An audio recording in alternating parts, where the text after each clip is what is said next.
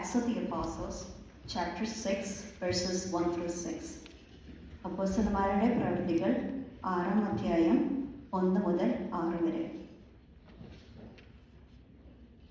അക്കാലത്ത് ശിഷ്യന്മാർ പെരുകി വരുമ്പോൾ തങ്ങളുടെ വിധവമാരെ ദിനം പ്രതിയുള്ള ശുശ്രൂഷയിൽ ഉപേക്ഷയായി വിചാരിച്ചു എന്ന് യവന ഭാഷക്കാർ എബ്രായ ഭാഷക്കാരുടെ നേരെ പിറുപിറുത്തു. 12 ശിഷ്യന്മാരുടെ കൂട്ടത്തെ വിളിച്ചു വരുത്തി, ഞങ്ങൾ ദൈവവചനം ഉപേക്ഷിച്ച് മേശകളിൽ ശുശ്രൂഷ ചെയ്യുന്നത് യോഗ്യമല്ല.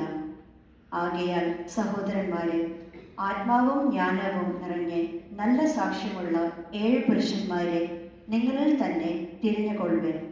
അവരെ ഈ വേലയ്ക്ക് ആക്കാം. ഞങ്ങളോ പ്രാർത്ഥനയിലും വചന ശുശ്രൂഷയിലും ഉച്ചരിക്കുമെന്ന് പറഞ്ഞു. ഈ വാക്ക് കൂട്ടത്തിനൊക്കെയും ബോധ്യമായി.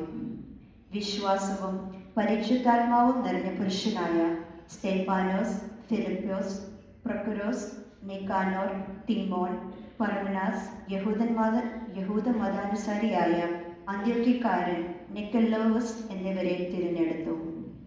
അപ്പോസ്തലന്മാരുടെ മുമ്പാകെ നിർത്തി അവർ പ്രാർത്ഥിച്ച് അവരുടെ മേൽ കൈവച്ചു. ഇവിടെ 1-2 പാഠങ്ങൾ.